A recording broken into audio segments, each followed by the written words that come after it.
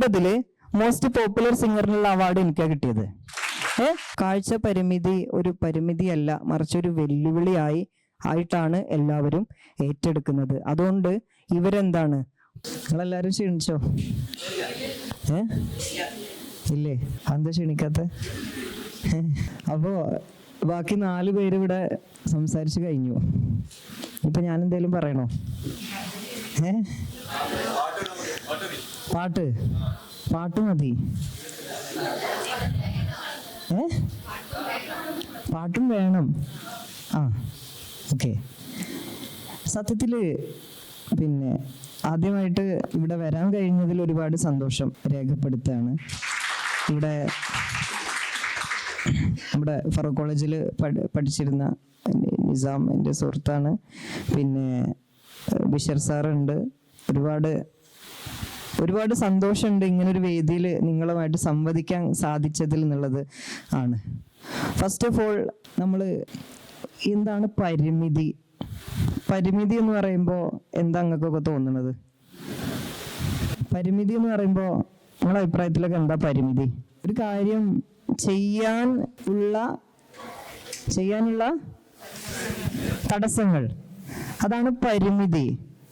പക്ഷേ അതൊരു പരിമിതിയാകാതെ വെല്ലുവിളിയാക്കിയാൽ എന്തെങ്കിലും പ്രശ്നമുണ്ടോ? അതൊരു വെല്ലുവിളിയായിട്ട് ഏറ്റെടുത്താൽ ഒരു പ്രശ്നമില്ല. ഇപ്പോൾ ജനിച്ച മുതൽ തന്നെ ബ്ലൈൻഡ് ആയിട്ടാണ് ജനിച്ചത്. ബ്ലൈൻഡ് അല്ല, വിഷൻ ഇമ്പയർമെന്റ് ഉള്ള ഒരു വ്യക്തിയാണ്. വിഷ്വലി ചാലഞ്ചഡ് ആയിട്ടുള്ള ഒരു പേഴ്സൺ ആയിട്ടാണ് ഞാൻ ജനിച്ചിട്ടുള്ളത്. അതുകൊണ്ട് എനിക്ക് എന്തില്ല, പ്രകൃതിയുടെ മനോഹാരിത, പച്ചപ്പ്, വർണ്ണഭംഗി, നമ്മൾ പറയില്ലേ എന്താണ്, മലരണിക്കാടുകൾ തിങ്ങി വിങ്ങി, പിന്നെന്താണ് മരതക കാന്തിയിൽ മുങ്ങി, പിന്നെന്താ കരളും മെഴിയും കവർന്നു മിന്നി, കറയറ്റൊരാലസൽ ഗ്രാമഭംഗി എന്ന് പറയില്ലേ. ഈ സാധനം നിങ്ങൾ കണ്ടിട്ടുണ്ടോ? കണ്ടിട്ടുണ്ടോ നിങ്ങൾ ഈ സാധനം? ഇല്ല. നമ്മൾ കാണുന്ന ഈ കാടും പുല്ലും മരം ഇതൊക്കെയാണ് ഈ സാധനം. പക്ഷേ ഒരു കാഴ്ച പരിമിതനെ സംബന്ധിച്ചിടത്തോളം ഈ മലരണിക്കാടുകൾ തിങ്ങി വിങ്ങി എന്ന് പറയുമ്പോൾ, കാടുകൾ തിങ്ങി വിങ്ങി കിടക്കുന്ന, എങ്ങനെ തിങ്ങി വിങ്ങുക എന്ന് പറയുന്നത്? വിങ്ങല് കാഴ്ച പരിമിതനെ സംബന്ധിച്ചിടത്തോളം വിങ്ങുക എന്ന് പറയുന്നത് എന്താ പറയാ നമ്മൾ ഈ കട്ടിയുള്ള വസ്ത്രമൊക്കെ ഇട്ടിട്ട് ചൂടത്ത് ഇങ്ങനെ പോയി നിൽക്കുമ്പോൾ ഒരു വിങ്ങലുണ്ട്. അതാണ് കാഴ്ച പരിമിതനെ സംബന്ധിച്ചിടത്തോളം ഉള്ള വിങ്ങൽ. അപ്പോ ഇത്തരത്തിലുള്ള വായന അനുഭവങ്ങളല്ലാതെ കാഴ്ചപരമായിട്ടുള്ള ഒരു അനുഭവവും കാഴ്ച പരിമിതരെ സംബന്ധിച്ചിടത്തോളം, അല്ലെങ്കിൽ ഇത്തരം വെല്ലുവിളി നേരിടുന്ന ഒരാളെ സംബന്ധിച്ചിടത്തോളം അനുഭവിക്കുന്നില്ല എന്ന് ഉള്ള ഒരു പരിമിതി മാത്രമേ ഉള്ളൂ. പക്ഷേ ആ പരിമിതിയെ നമ്മളെന്താണ്, ആ പരിമിതിയെ മറികടക്കാൻ വേണ്ടിയിട്ട് നമ്മൾ പല എഴുത്തുകളും ആർട്ടിക്കിളുകളും കാര്യങ്ങളൊക്കെ വായിച്ചിട്ടാണ് നമ്മൾ അതിൻ്റെ ഒരു വിഷ്വൽ ഫ്രെയിം വർക്ക് മനസ്സിലേക്ക് കൊണ്ടുവരുന്നത്. ഒരു പിക്ചറൈസേഷനാണ് അവിടെ നടക്കുന്നത്. ഇപ്പോ ഇവിടെ എത്ര ആൾക്കാരുണ്ട് എന്നുള്ളത് നിങ്ങൾക്ക് എല്ലാവർക്കും അറിയാം, ഓരോരുത്തർക്കും അറിയാം. ഒരാളോടും ചോദിക്കാണ്ട് നിങ്ങൾക്ക് ഓരോരുത്തർക്കും അറിയാം. പക്ഷേ എനിക്കങ്ങനെ അറിയണമെന്നുണ്ടെങ്കിൽ ഞാൻ എന്ത് ചെയ്യണം? എന്തൊക്കെ മാർഗങ്ങൾ അതിന് ചൂസ് ചെയ്യാൻ പറ്റുക? ചോദിക്കാൻ പറ്റും. സൗണ്ട്, അവിടെ പരിമിതി ഉണ്ട്, സൗണ്ടിനൊക്കെ പരിമിതി ഉണ്ട്. പിന്നെ ചോദിച്ച് മനസ്സിലാക്കാൻ പറ്റും, അവിടെ പരിമിതി ഉണ്ടോ? ഇല്ല. കൈയടിച്ചിട്ട് ഓഡിയൻസിനെ മനസ്സിലാക്കുന്നതിലും പരിമിതി ഉണ്ട്. കാരണം ആരെങ്കിലും 2 ആൾക്കാർ ഇവൻ എന്ത് തേങ്ങ ഈ പറയണ്ടേ, നമ്മൾ കൈയടിക്കും. ഈ സാധനം അത് അങ്ങനെ ആരെങ്കിലും അങ്ങനെ ഉണ്ടെന്നല്ലോ ഇവിടെ പറയുന്നത്. അങ്ങനെ കൈയടിക്കാണ്ടിരുന്നു കഴിഞ്ഞാൽ നമുക്ക് എന്ത് ചെയ്യും? അവരുടെ ആ ഒരു സ്ട്രെങ്ത് ഫുള്ളായിട്ട് കിട്ടില്ല. എന്നാലും ഒരു അറൗണ്ട് പറയാൻ പറ്റും. ഓക്കെ. അപ്പോ ഞാൻ ജനിച്ചപ്പോ തന്നെ ബ്ലൈൻഡ് ആയിട്ട് ജനിച്ചതെന്ന് പറഞ്ഞു. ഞാൻ ആദ്യം പഠിച്ചത് സ്പെഷ്യൽ സ്കൂളിൽ 7 വരെ പഠിച്ചത് മങ്കട ബ്ലൈൻഡ് സ്കൂളാണ്, വള്ളിക്കാപ്പറ്റ ബ്ലൈൻഡ് സ്കൂളിലാണ് പഠിച്ചത്. അവിടെ പോകുന്ന സമയത്ത് എന്താണ്, 5ാമത്തെ വയസ്സിലാണ്. നമുക്കറിയാം നമ്മളുടെ നാട്ടിലുള്ള ഫ്രണ്ട്ഷിപ്പ് സർക്കിളുകളൊക്കെ രൂപപ്പെടുന്നത് നമ്മുടെ ഓർമ്മ വെച്ച കാലം മുതൽ മുതലാണ്.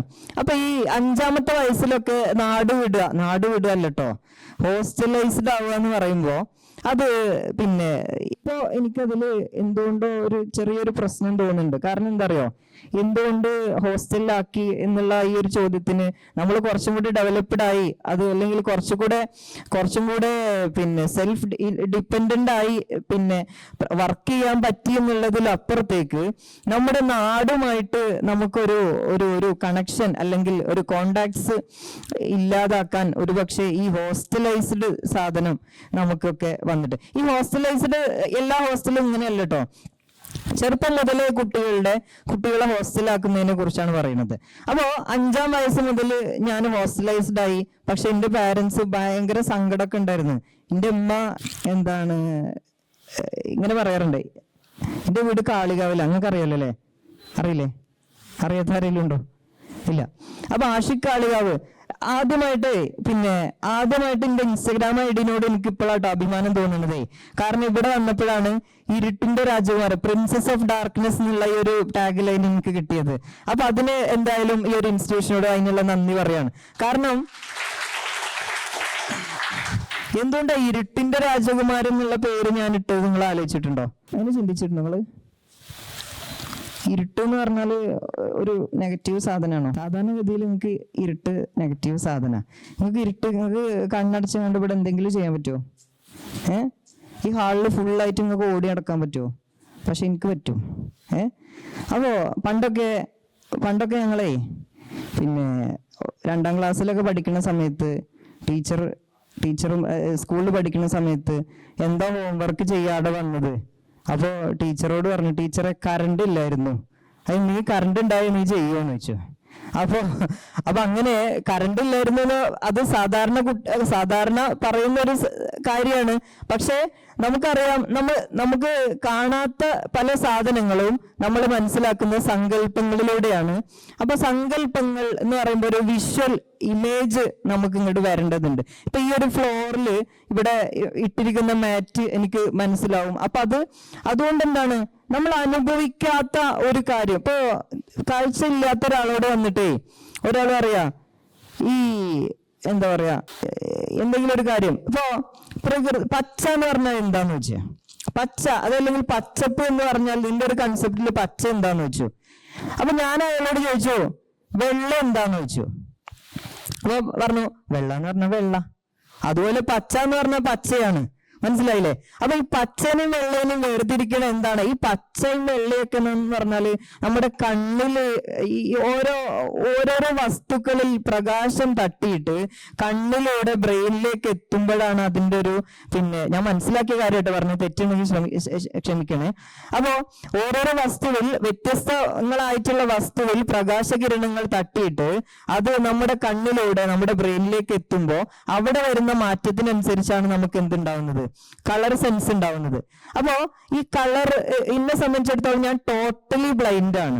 ടോട്ടലി ബ്ലൈൻഡ് എന്ന് പറഞ്ഞാൽ ടോട്ടൽ 100% വിഷ്വൽ ഇമ്പയർമെന്റ് നേരിടുന്ന ഒരു വ്യക്തിയാണ്. പക്ഷേ എന്റെ ചുറ്റും നടക്കുന്ന എല്ലാ കാര്യങ്ങളെ കുറിച്ചും എനിക്ക് കൃത്യമായ കാഴ്ചപ്പാടും ദീർഘവീക്ഷണങ്ങളൊക്കെ ഉണ്ട്. ഇപ്പോ നിങ്ങളുടെ മുമ്പിൽ ഞാനിപ്പോ ഈ നിന്ന് സംസാരിക്കുന്നുണ്ടെന്നുണ്ടെങ്കിൽ അതിന്റെ ഒക്കെ കൂടിയിട്ടുള്ള ഒരു ആഫ്റ്റർ ഇഫക്റ്റ് ആണ് വരുന്നത്. അപ്പൊ പറഞ്ഞു വന്നത്, ഞാൻ മങ്കട ബ്ലൈൻഡ് സ്കൂളിൽ പഠിച്ചു. മങ്കട ബ്ലൈൻഡ് സ്കൂളിൽ പഠിച്ച സമയത്ത് എനിക്ക് ഒരുപാട് ഫ്രണ്ട്സിന് കിട്ടി. അങ്ങനെ 7 വരെ അവിടെ പഠിച്ചു. ഞാൻ ബ്രെയിൽ ലിപി പഠിച്ചു, പാട്ട് പാടാൻ പഠിച്ചു. പാട്ട് പാടാൻ പഠിക്കേണ്ട ആവശ്യമൊന്നുമില്ല കേട്ടോ, നിങ്ങൾക്ക് എല്ലാവർക്കും പാട്ട് പാടാം. ഇപ്പോഴത്തെ കണ്ടീഷനിൽ എല്ലാവർക്കും പാട്ട് പാടാം. ഇപ്പൊ എന്താ വെച്ചാല് AI വന്നു, ഒക്കെ സാധനങ്ങളൊക്കെ ഡെവലപ്ഡ് ആണ്. അപ്പൊ പാട്ടിന്റെ കാര്യം വന്നപ്പോ നമുക്ക് ചെറുതായിട്ടൊന്ന് പാട്ട് പാടി വെക്കാലോ? പാടി വെക്കില്ലേ? കൂടെ പാടാൻ റെഡി അല്ലേ? നമ്മളെ യെസ് ഒന്ന് പോരട്ടോ. Yes, okay. അപ്പോ നിങ്ങൾക്ക് എല്ലാവർക്കും അറിയണ ഒരു മാപ്പിളപ്പാട്ട് നമുക്കൊന്ന് പാടി വെക്കാം. ഒരു 3 പാട്ട്, 3 പാട്ടും കുറച്ച് നമുക്കൊന്ന് പാടി വെക്കാം കേട്ടോ. റെഡി അല്ലേ? ആരോ റെഡി? Yes, okay.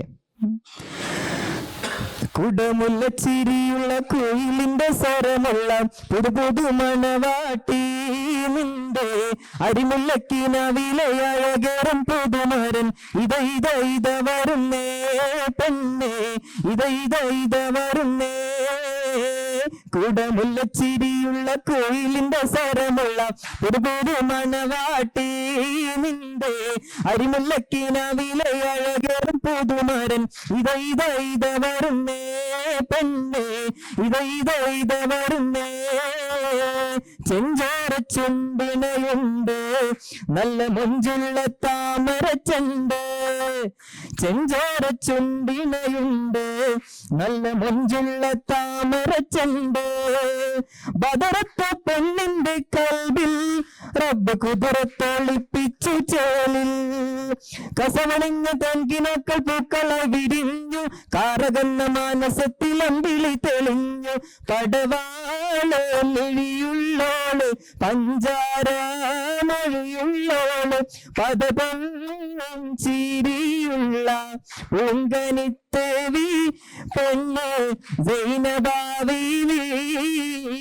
കാഫമല കണ്ട പൂങ്കാറ്റേ ആ കാണിക്ക നീ കൊണ്ടുവന്നാട്ടെ, കാരൊക്കെ കായ്ക്കുന്ന നാടിന്റെ മധുവോറും കിസ്സ പറഞ്ഞാട്ടെ. പാട് കാഫമല കണ്ട പൂങ്കാറ്റേ കാണിക്ക നീ കൊണ്ടുവന്നാട്ടെ, കാരൊക്കെ കായ്ക്കുന്ന നാടിന്റെ മധുവോറും കിസ്സ പറഞ്ഞാട്ടെ. ഓക്കെ, സെറ്റല്ലേ? അപ്പോ മങ്കട ബ്ലൈൻഡ് സ്കൂളിൽ ഞാൻ പഠിച്ചിറങ്ങി. പിന്നെ ഞാൻ പോയിട്ടുള്ളത് crescent higher secondary school Adakkakundu. ആ സ്കൂളിന്റെ കാര്യം പറയണെങ്കിലേ, അന്ന് 2015-16 കാലഘട്ടത്തില് ഞാൻ അവിടെ പഠിച്ചു ഇറങ്ങി. ഇന്ന് ഞാൻ അവിടുത്തെ മലയാള അധ്യാപകനാണ്. അപ്പോ അവിടെ പഠിച്ചിറങ്ങി. അവിടെ പഠിക്കാൻ പോകുന്ന സമയത്ത് എന്റെ മനസ്സിൽ കുറെ പ്രശ്നങ്ങളൊക്കെ ഉണ്ടായിരുന്നു. എന്ത് പ്രശ്നം ഉണ്ടാകുക? സ്പെഷ്യൽ സ്കൂളിൽ നിന്ന് സാധാരണ സ്കൂളിലേക്ക് പഠിക്കാൻ പോകുമ്പോ ഉള്ള ഒരു വ്യത്യാസം.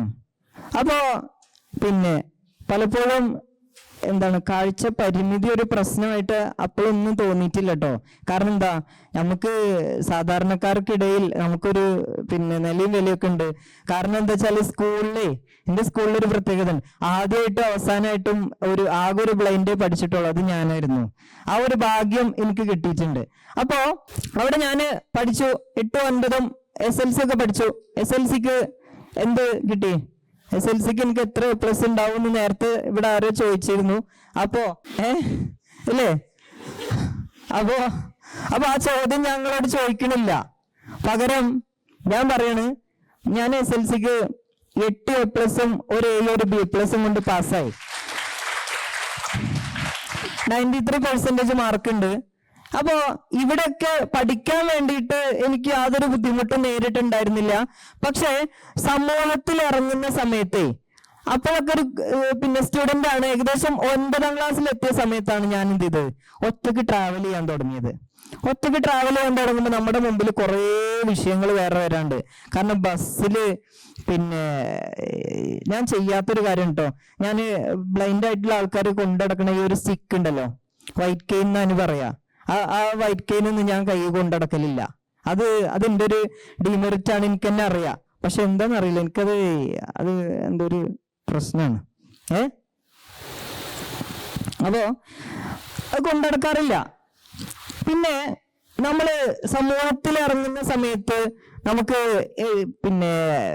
നേരിടാവുന്ന കുറച്ച് പ്രശ്നങ്ങളുണ്ട്. അതെന്താ അറിയോ? ഒന്നാമത്, നമ്മളെ കാണുമ്പോ നമ്മുടെ കാഴ്ച പരിമിതിയെ ആർക്കും കാണാൻ പറ്റുന്നില്ല എന്നുള്ളതാണ്. അതായത് ഇപ്പൊ നിങ്ങള് വേറെന്ത് ഭിന്നശേഷിയാണെങ്കിലും ഒരു നെഗറ്റീവ് ആക്കി എടുക്കരുത് ആരും. അപ്പൊ വേറെന്ത് ഭിന്നശേഷിയാണെങ്കിലും നമുക്ക് പ്രത്യക്ഷത്തിൽ അതിനെ കാണാനും അറിയാനൊക്കെ പറ്റും. പക്ഷെ കാഴ്ച പരിമിതി എന്നുള്ള ഈ ഒരു സാധനം അനുഭവിച്ച് തന്നെ മാത്രം അറിയേണ്ട ഒന്നാണ്.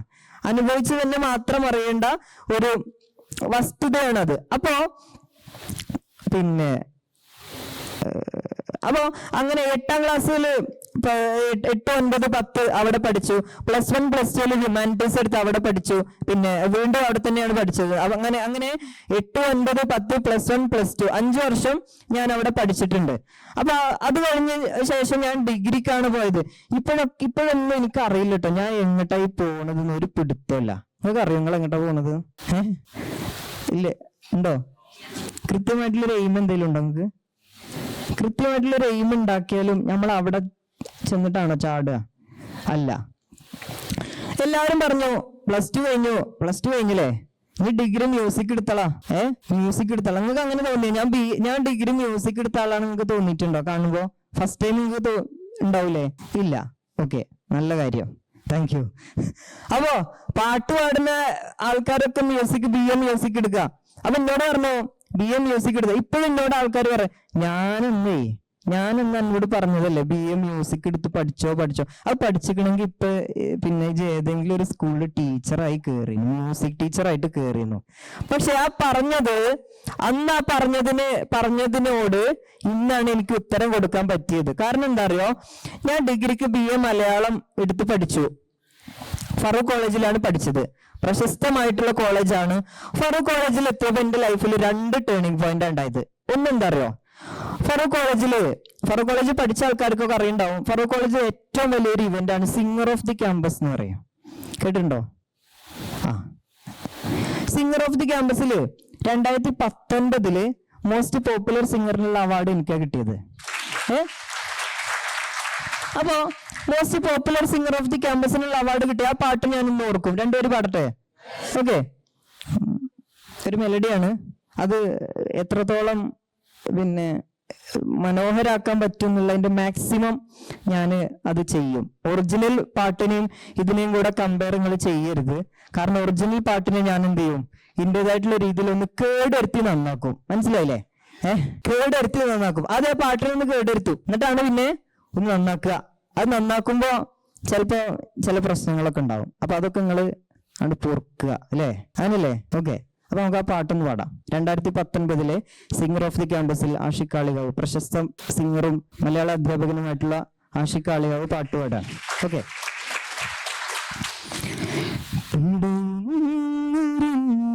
ജീവനിൽ കിനാവ് തന്ന കൺമണി നീലെങ്കിലെന്നിലെ പ്രകാശമീനീ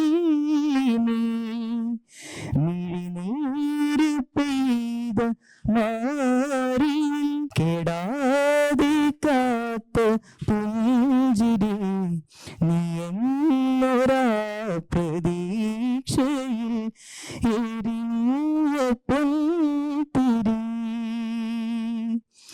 മനം പകുത്തു നൽകിടാം, കുറുമ്പ് കൊണ്ടു മൂടിടാം, അടുത്തു വന്നിടാം, വീരൽ കരുത്തിടാം, സ്വയം മറന്നിടാം, കഥ എഴുതുവാൻ ഈ ആശകൾ തൻ മൺതോണിയുമായി തുഴഞ്ഞരികെ ഞാൻ വരാം. എന്റെ നെഞ്ചാകെ നീയല്ലേ, എന്റെ ഉന്മാദം നീയല്ലേ, നിന്നെ അറിയാനുള്ളു നിറയാൻ ഒഴുകി ഞാൻ ഇന്നുമെന്നൊരു പിഴയാ ആരാധികേ മഞ്ഞുതിരും വഴിയരികെ നാളേറെയായി കാത്തുനിന്നു നീളിനിറയെ നീ എങ്ങു പോകിലും അകലേക്കുമായിലും ഇന്നാശകൾ തൻ മൺതോണിയുമായി തുഴഞ്ഞകലെ പോയിടാം. എന്റെ നെഞ്ചാകെ നീയല്ലേ, എന്റെ ഉന്മാദം നീയല്ലേ, നിന്നെ അറിയാനുള്ളു നിറയാൻ ഒഴുകി ഞാൻ ഇന്നുമെന്നുമൊരു പുഴയാൻ ആരാധിക്കേ മഞ്ഞുതിരും വഴിയരികെ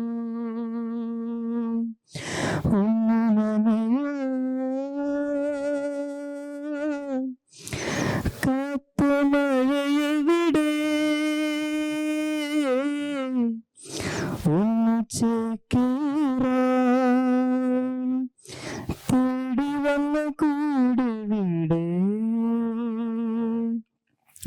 കുഞ്ഞു കിളിയേ രാവിതിരുളുകയാ ഒന്ന് കൂടൂറാ മെല്ലെ നീ തിരികെ വരൂ.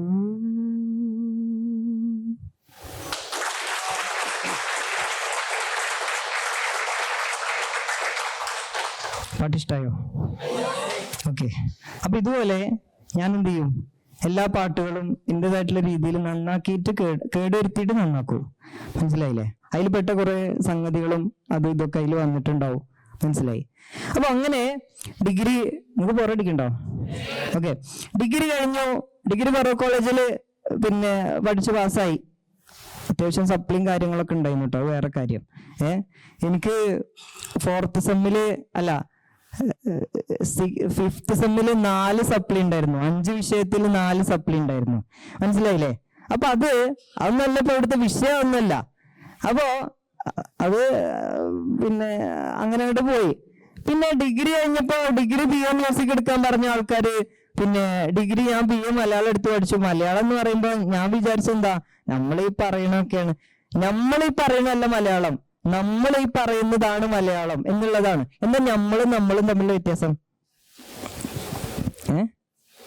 എന്തെങ്കിലും ഡിഫറൻസ് ഉണ്ടോ? ഇല്ലേ? നമ്മളും തമ്മിൽ ഡിഫറൻസ് ഒന്നും ഇല്ലേ? ഒരു ഡിഫറൻസും ഇല്ലേ? ഓക്കെ. അപ്പൊ നമ്മൾ എന്ന് പറയുമ്പോ ഭാഷാപരമായിട്ട് അതിന് കുറച്ച് വ്യത്യാസങ്ങളൊക്കെ ഉണ്ട് അല്ലേ? അപ്പോ അതാണ് നമ്മൾ ഈ പറയുന്നതാണ് മലയാളം. മലയാളല്ലേ, എന്തെങ്കിലും കാട്ടിയിട്ട് പോരാന്ന് വിചാരിച്ചിട്ട് മലയാളം എടുത്ത സമയത്ത് എന്ത് വന്നു? മലയവിലാസവും അങ്ങനെ കുറച്ച് ഐറ്റംസ് ഒക്കെ വന്നു. പക്ഷെ അതിലുള്ള മലയാളമാണോ എന്ന് വെച്ചാല് അവര് പറയണത് അത് മലയാളമാണെന്നാണ്. പക്ഷെ നമുക്കത് കേട്ടിട്ട് തോന്നില്ല അത് മലയാളമാണോന്ന്. അങ്ങനെയായി. അപ്പൊ BA മലയാളം എടുത്ത് ഇനി മലയാളം എടുത്തില്ലേ, ഇനി എന്തെങ്കിലുമൊക്കെ എന്തായാലും ഇപ്പൊ നനഞ്ഞില്ല, ഇനി കുളിച്ച് കയറാന്നുള്ള രീതിയിൽ മലയാളം എടുത്ത് പാസ്സായി.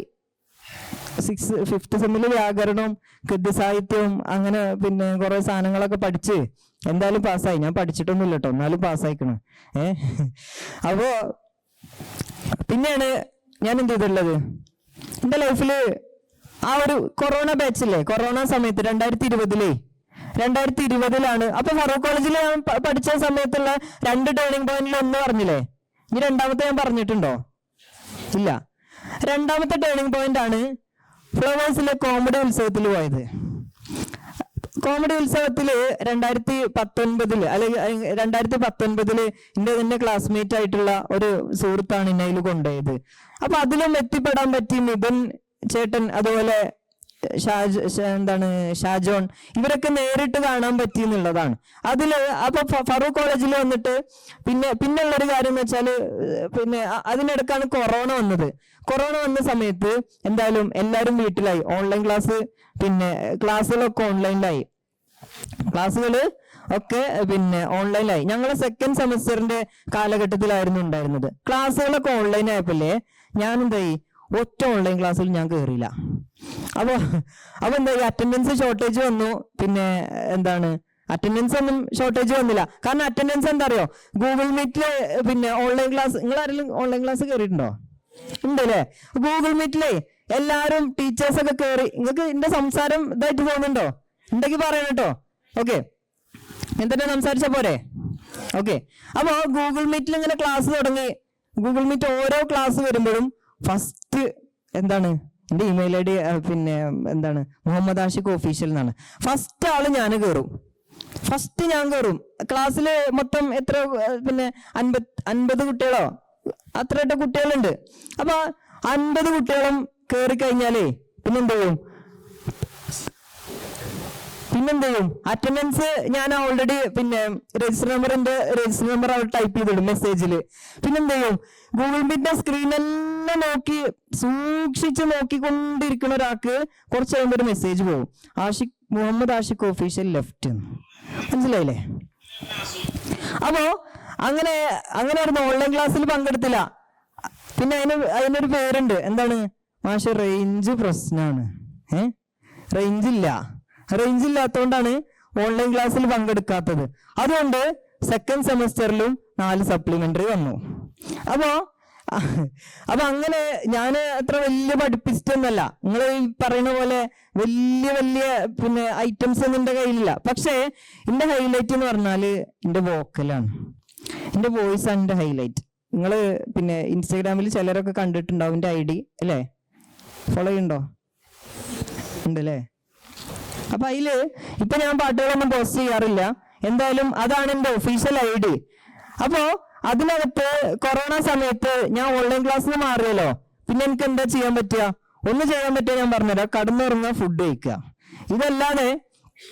ഇതല്ലാതെ ഞാൻ ചെയ്തൊരു കാര്യം, പാട്ടുപാടി. അന്ന് October 15 world white cane day ആയിട്ട് ലോകം മുഴുവനും ആചരിച്ചു വരികയാണ്. എല്ലാ ഒക്ടോബർ 15-നും വെളുത്തവടി ദിനമായിട്ട് ആചരിച്ചു വരുന്നുണ്ട്.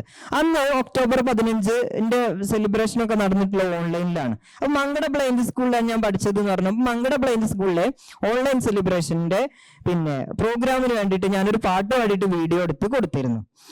അപ്പോ ബേസിക്കലി പിന്നെ പാട്ട് പാടുകയെന്ന് വെച്ചാൽ ഞാനൊരു സൗണ്ട് എഞ്ചിനീയർ ആണ്. അപ്പൊ എന്റെ പാട്ട് ഞാൻ തന്നെ കരോക്കെ വെച്ചിട്ട് മിക്സ് ചെയ്ത് നല്ല സെറ്റപ്പ് ആക്കി. നിങ്ങൾ ഇൻസ്റ്റഗ്രാമിൽ കേൾക്കുന്ന പാട്ടുകൾ അത് ശരിക്കും എന്റെ വോയിസ് അങ്ങനെയല്ല, അത് കമ്പ്യൂട്ടറിൽ ഇട്ട് നന്നാക്കുന്നതാണ്. മനസ്സിലായില്ലേ? അല്ലാതെ എന്റെ വോയിസ് അത്ര സുഖമൊന്നുമില്ല കേട്ടോ കേൾക്കാൻ, അതിലുള്ള അതേമാതിരി ഒന്നുമല്ല. ഇപ്പൊ ഇപ്പൊ കേട്ടു. ഇതിലേറെ നല്ലതാണ് ആ പാട്ട്. മനസ്സിലായോ?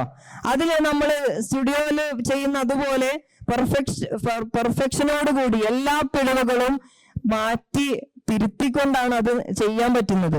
അപ്പൊ അതിന്റെ കോഴ്സ് ഞാൻ പഠിച്ചിട്ടില്ല. പക്ഷെ വീട്ടിലിരുന്ന് സ്വന്തമായിട്ട് ആ കൊറോണ സമയത്ത് ഞാൻ എന്ത് ചെയ്തു, പാട്ടും പാടി പ്ലസ് എന്റെ സൗണ്ട് എഞ്ചിനീയറിംഗ് എങ്ങനെ മെച്ചപ്പെടുത്താം എന്നുള്ളതിന് ഞാൻ കുറച്ചും കൂടെ ഗഗനമായിട്ട് സെർച്ച് ചെയ്യുകയും അതിനെനിക്കൊരു സോഫ്റ്റ്വെയർ കിട്ടുകയും ആ സോഫ്റ്റ്വെയറിൽ വെച്ചിട്ട് മാക്സിമം ഹാർഡ് വർക്ക് ചെയ്യുകയും എനിക്കെന്തായി,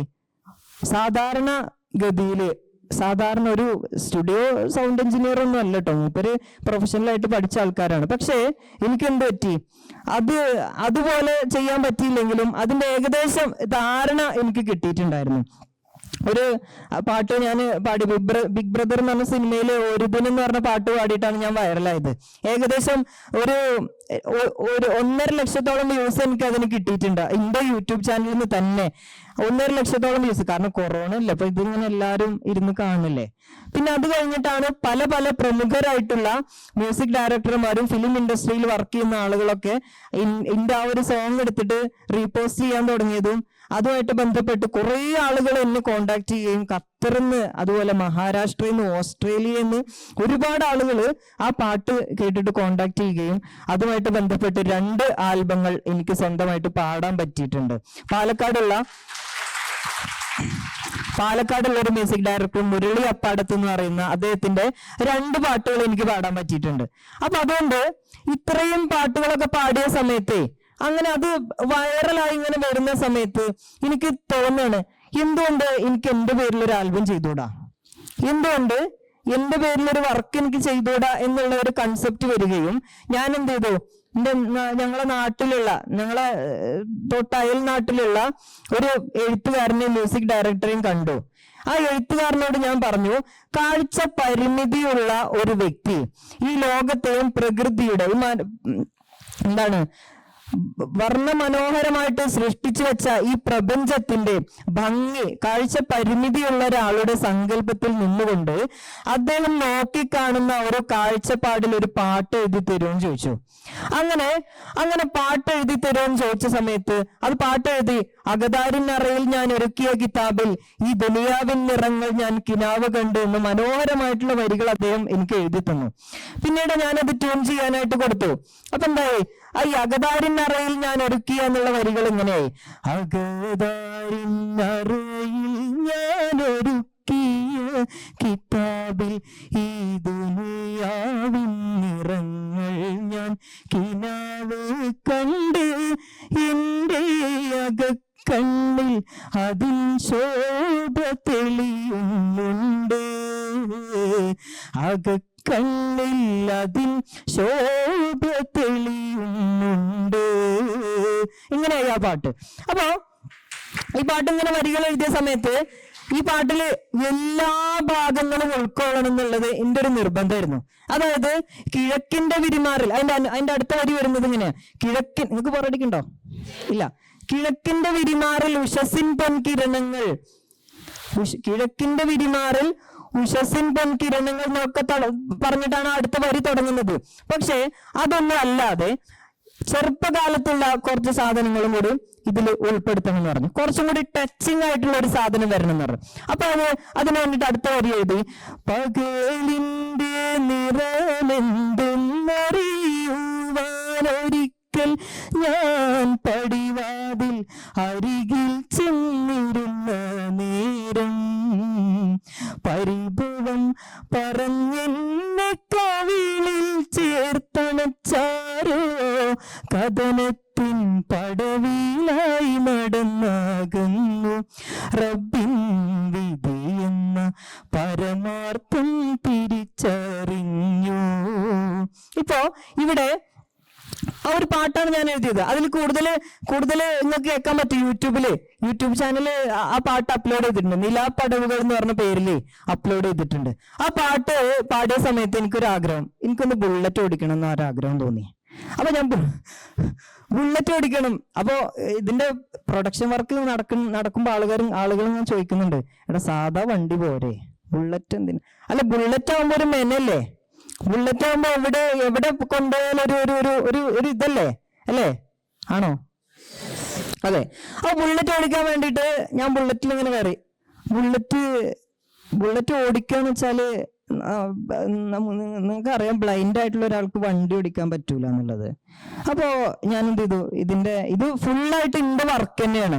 ഇതിലുള്ള ആശയങ്ങളും സ്ക്രിപ്റ്റ് മാത്രം ഞാൻ വേറെ ആളെ കൊണ്ട് എഴുതിച്ചു. ആ സ്ക്രിപ്റ്റിൽ ഞാൻ ചില തിരുത്തലുകളൊക്കെ വരുത്തി കൊടുക്കാൻ മാത്രമേ ചെയ്തിട്ടുള്ളൂ. അപ്പൊ ഞാൻ പറഞ്ഞു, ബുള്ളറ്റ് ഓടിക്കാൻ എന്തായാലും എന്നെ കൊണ്ട് പറ്റിയില്ലെങ്കിലും ആ ബുള്ളറ്റ് ഓടിക്കണ പോലെ ആക്കാൻ പറ്റുമെന്ന് വെച്ചു. അപ്പൊ ബുള്ളറ്റ് ഓടിക്കണ പോലെ ആക്കാൻ പറ്റുമെന്ന് വെച്ചപ്പോ ശ്രമിക്കാന്ന് പറഞ്ഞു. അപ്പൊ ഞാൻ എന്ത് ചെയ്തു, ബുള്ളറ്റിൽ കയറി, നിന്റെ ബാക്കിൽ ഒരാളും കൂടി ഉണ്ട്. അപ്പൊ ഞാന് ബുള്ളറ്റ് ഇങ്ങനെ ഓടിക്കാം. അപ്പൊ ഇത് ബാലൻസ് കിട്ടണില്ല, ഹാൻഡിൽ ബാലൻസ് കിട്ടില്ല. ഒന്നാമത് ഈ വണ്ടി നല്ല വെയിറ്റ് ആണ്. ഇതൊന്നും പോലെ ആദ്യം പറയണില്ലേ, ഇതാണ് പ്രശ്നേ. ഇതൊക്കെയാണ് സംഭവം. അപ്പൊ ആദ്യം ബുള്ളറ്റ് പറഞ്ഞ നമ്മള് കേൾക്കണ എന്താ, ബുള്ളറ്റും ഇരുന്ന് പോകുന്നുണ്ട്, ഗുഡു സൗണ്ട് കേൾക്കുന്നുണ്ട്, നല്ല ഇതല്ലേ അല്ലേ?